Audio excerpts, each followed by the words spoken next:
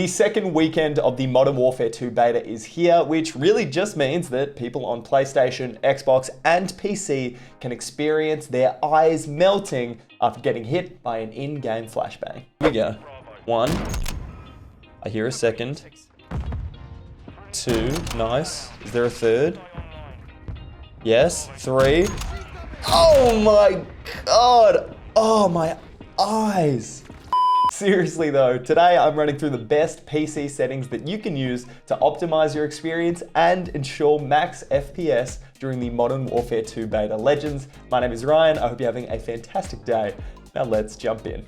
Legends, before I dive into our PC settings, I'll say this. If you are playing on a PlayStation or an Xbox, I covered off the best console settings for you to use in a video last weekend. You can find that in the description down below, or you should be able to click the link in the top right now to cover off on that console settings video. Otherwise, all you PC players out there, let's jump into the graphics and get on in. Firstly, starting up with the tippity top, display mode.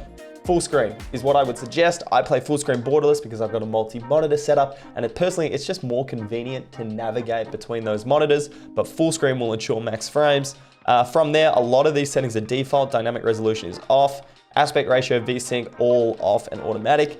Custom frame rate limit, set your gameplay limit to what your monitor can handle. So for me, my monitor's at 144 Hertz, so I've set this to 150. My menu custom frames is set to 60, and my out of focus is set to 60. You really don't need either of these any higher than that, to be totally honest. I'd suggest you go with this approach so that you don't cook your graphics card or your CPU.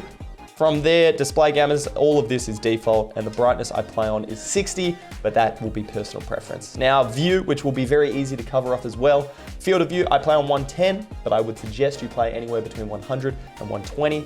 I play affected field of view, ADS field of view.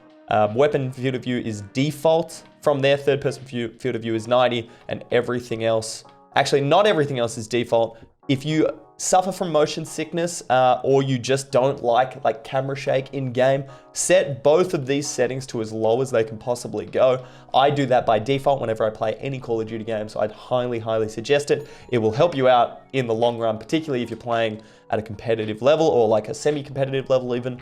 Moving onwards to quality, which is what we're all here for. I'm gonna run through this real quick smart. My render resolution is 100. DLSS is off, image scaling off, FSR off.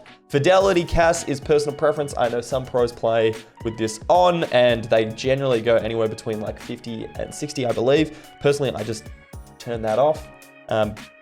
Try both, see how you feel. Moving onwards, I'm running SMAA anti-aliasing, a low level of detail, nearby detail that is. And then flying through from here, we've got very low texture resolution. You could turn this on to normal. It just depends on how good you want your game to look. The higher this setting, the sexier the game graphics. For me, very low will ensure that I never lose gunfights due to a drop in frames. So I'm going with very low. But as the beta progresses this weekend, if I find that I'm maxing out my frames, I'll start to turn some of these settings up a little bit. Anisotropic. Totally butchered how you say that word. I set that to high. My particle quality is high. Bullet impacts is personal preference. I turn it off because I don't care for them. Shader quality is low. Tessellation is off, and on-demand texture streaming is off. I highly suggest you turn this off. See that effect on CPU in that top right corner there? It says low. Turn this off. Moving on with streaming quality, I've got set to normal. You could turn this to low. You can see the difference it makes to the VRAM usage. I've got it set to normal because that's what I can manage. So should your computer, I would imagine, unless you're on a total potato. From there, shadow map resolution, normal. Spot quality, medium. Cache, spot shadows, and sun shadows. Turn both of these on. Particle lighting, low. Ambient occlusion, off. SSR, off. NVIDIA low latency. I've seen a lot of different commentary around this. A lot of people are turning it off. If you've got a terrible CPU and you've got CPU issues, turn it to on plus boost. I set it to on by default. This is what I've been told is the best option to go for. So that's what we're gonna do.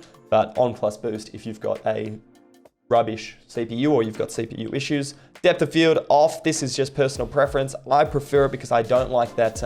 I don't like the focus blurring at all. World motion blur off, weapon motion blur off, and film grain set to 0. These three particular options will make it, again, they will sort of ruin the immersion of the game. If you really want to be immersed in your shooter, then by all means turn these on.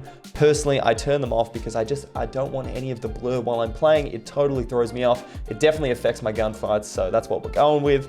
We're gonna wrap things up there. I hope you enjoyed this PC settings video. If you find it helpful in any way, or you did enjoy the video, be sure to smash that like button, subscribe to my channel, and turn notifications on for future content. Let me know in the comments below, how are you enjoying the Modern Warfare 2 beta? I'd love to hear your opinion. Now friends, as always, I hope you're having a fantastic day. And remember, let's be legendary.